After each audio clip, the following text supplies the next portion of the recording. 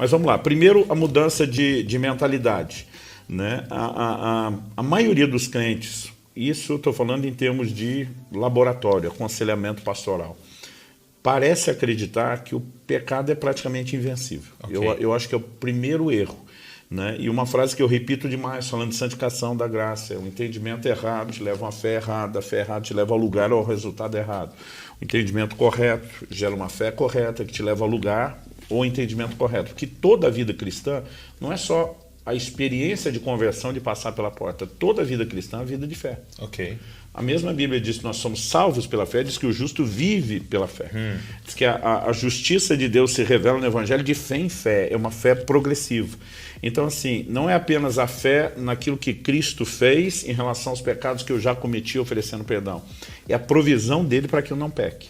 Então, eu acho que parte do problema é não entender aquilo que nos foi disponibilizado. E segundo, entender a aplicação do processo. Então, assim, um novo convertido, ele vai experimentar uma transformação progressiva ao longo do tempo. Tá. Né? A transformação não é instantânea e completa.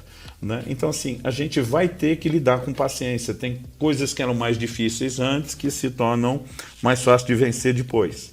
Mas eu acho que você está mexendo muito mais naquele negócio que depois de muito tempo parece que está sobrevivendo. A gente, falando na linguagem do Velho Testamento, chamaria os jebuseus, né, que habitavam no coração de Jerusalém. Eu, de vez em quando, prego uma mensagem falando de vencer esses inimigos do coração. Eles são resistentes, todos os outros inimigos foram conquistados, parece que eles ainda estão lá. Mas a vitória de Davi sobre eles me inspira que mesmo os mais resistentes podem ser vencidos. Né? Então, Davi encontrou o caminho das águas. Né? Um túnel subterrâneo de acesso, né? Algo que para mim está cheio de figuras. Eles tinham que subir de gatinha, de joelho, humilhação, oração, dependência, o canal das águas, fala de algo na palavra e na vida no espírito. Mas voltando à mentalidade, quando a gente crê que a tentação, em primeiro lugar, não é sobrenatural, uma das coisas que eu mais falo quando trabalho a ideia de santidade ou da graça transformadora.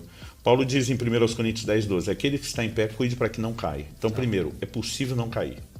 Judas, capítulo 1, único verso 24, aquele que é poderoso para nos guardar de tropeçar. Jesus nos ensinando a orar, não nos deixe cair em tentação. Se a gente acreditar que a graça é só o jeito de levantar e que a queda é inevitável, a gente vai viver só dessa forma. Né? Vai acontecer conosco o que Jesus falou, seja feito segundo a vossa fé. Se eu creio que é só isso a vida cristã, eu não vou ir além da minha capacidade de crer. Né? Porque assim como a obra inicial da salvação na conversão, todo o resto é disponibilizado por fé. Então eu preciso crer correto. E para eu crer correto, eu preciso do ensino correto. Então depois de Paulo dizer o que está em pé, cuide para que não caia, ele mostra que o cuidado não é só responsabilidade humana, eu sozinho. Ele diz assim, não vos sobreveio tentação, né, que não fosse humana. Né? Ou seja, a maioria dos crentes acredita que a tentação ela é sobre-humana, que ela é sobrenatural, não é infernal, é diabólica, é maligna. Logo, consciente ou inconsciente, ela é imparável. É como se o diabo me pegasse e me levasse. Isso. Aí outro dia alguém falou, mas pastor, a Bíblia não diz que o diabo é o tentador? Eu falei, diz, e a Bíblia diz que cada um é tentado, Tiago 1,14, quando atraído e enganado pelo seu próprio desejo. Então o tentador é externo, a tentação é interna, ele provoca o desejo. Então, eu preciso entender, ela não é sobrenatural. E o que é sobrenatural? O versículo 13 de 1 Coríntios 10 diz que Deus não permitirá uma tentação maior do que a nossa capacidade de resistir. Então, toda tentação é passível de ser vencida. Então, essa mentalidade tem que ser trocada. Tem que ser trocada. Isso tem que ser forte, aceso dentro de nós. Mas ele diz assim, Deus é fiel, não permitirá que vocês sejam tentados além da vossa capacidade. E diz, e junto com a tentação proverá o livramento. Então, se tem algo sobrenatural na história, não é a tentação, é o livramento. E aqui é o que eu falo muito sobre uma graça capacitadora. Agora, basta saber que tem uma graça que capacita? Não. A gente precisa entender como ela opera. Tá. Porque se ela funcionasse de forma automática, o crente venceria, por uma questão de tempo, estaria tudo certo. Sim. Aliás, a gente não amadurece sem tempo, mas só o tempo não é o único critério para amadurecer. Porque o autor de Hebreus diz... Né? Alguns de vocês já deveriam ser mestres em razão do tempo decorrido, mas precisa que a gente alimente vocês com leite, não com alimento sólido. Então tem gente que o tempo passa e ele não está crescendo. Né? Por quê? Porque não há crescimento sem tempo, mas o tempo não é o único critério para o crescimento. Então, acredito que a própria mentalidade, a mudança de mente, que inclusive o autor vai trabalhar, né, isso ali em Hebreus 5, dos versículos 12 a 14, mas essa capacidade de entender, puxa, existe um socorro à minha disposição. Agora, o socorro não vem atrás de mim. Tá. Eu preciso ir atrás do socorro. Eu acho que talvez, depois da mudança de mentalidade, é possível vencer, porque Deus tem um recurso para a gente, é descobrir como usar o recurso. Eu acho que o problema só é que o povo pensa em graça só como remédio para um pecado cometido. Então eu só vou no trono da graça depois que eu caí. Mas o desenho não é esse, porque assim, todo texto tem um contexto. Meu pai dizia muito, um ditado já foi popular no meio evangélico, está sumindo hoje em dia, que era texto sem contexto, não passa de pretexto. Quando você pega esse Hebreus 4, 16, aliás, o texto já começa antes, no próprio capítulo 4, se me permitir, eu queria que a gente voltasse um pouquinho aqui para perceber qual é a ideia que está sendo construída. Por exemplo, no verso 11 de Hebreus 4, a Bíblia diz: esforcemo-nos por entrar naquele descanso, a fim de que ninguém caia, seguindo aquele exemplo de desobediência. Está falando dos israelitas. Então ele fala de esforço. Dallas Willard dizia: graça não é ausência de esforço, é ausência de mérito. Né? Mas a gente precisa se esforçar até no sentido de interagir com a graça. Ele diz, a fim de que ninguém caia. Ou seja, a queda, ela não precisa ser vista como é inevitável. Não, ela é passível de ser evitada.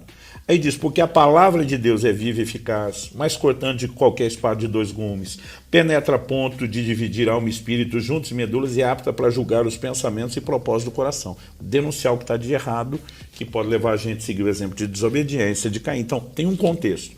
Quando ele chega no verso 14, ele diz que nós temos a Jesus como grande sumo sacerdote que adentrou os céus. No 15, ele dá a característica do sacerdote. Ele diz, não temos sumo sacerdote que não possa se compadecer das nossas fraquezas. Pelo contrário, ele foi tentado em todas as coisas à nossa semelhança. Ou seja, ele não está olhando só com empatia, é a compaixão no nível mais profundo, porque a Bíblia diz que ele sabe na pele o que a gente enfrenta. Mas o mesmo texto que define o sacerdote como cheio de compaixão de quem é tentado, também dá outra característica. Diz, ele foi tentado em todas as coisas à nossa semelhança, mas sem pecado. Ou seja, ele entende tudo de vencer. Então, qual o contexto?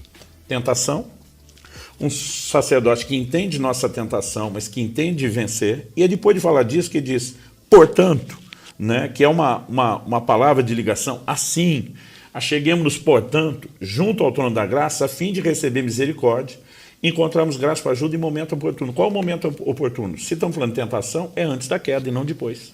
Não quer dizer que não tem a graça para depois. Sim. Todos nós que já caímos fomos buscar a graça para levantar. Só estamos aqui porque tem a graça. Exatamente. Mas a questão é entender que a gente não precisa só levantar depois da queda. A gente pode não cair, porque tem uma graça para não cair.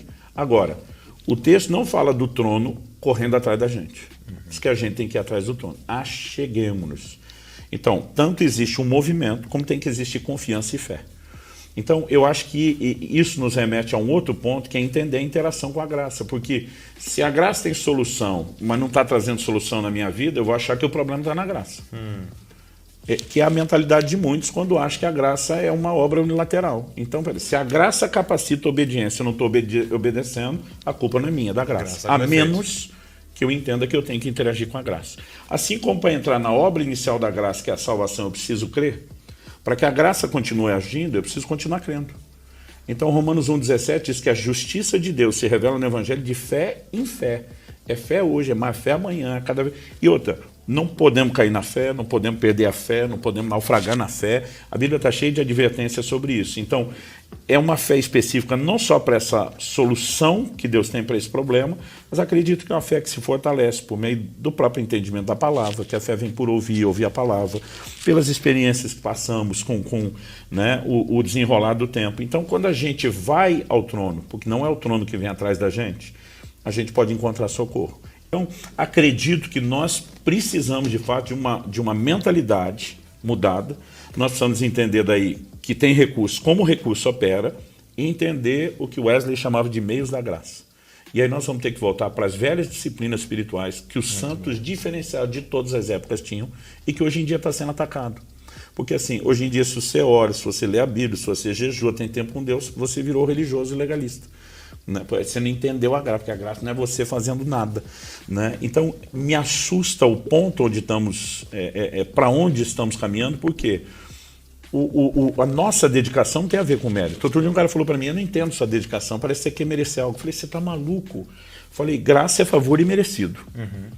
Como é que eu vou tentar merecer algo? Então, o que você se dedica? Eu apontei para cima e falei, porque ele merece. Sim. Por exemplo, pensa na frase de Filipenses 1:27, vivei de modo digno do Evangelho.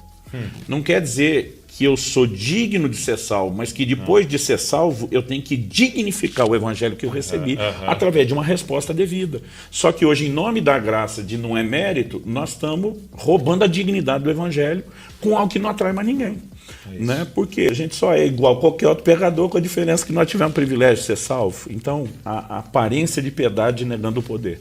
É possível viver transformação. Agora, você que está me ouvindo, entenda que isso é uma orientação para te ajudar daqui para frente. Sim. E não uma condenação porque não aconteceu até hoje. Né? Então, poxa, eu não entendi a graça. Procure entender, procure usá-la. Né? Não deixe que essa conversa te desanime. Pelo contrário, que ela te encoraje.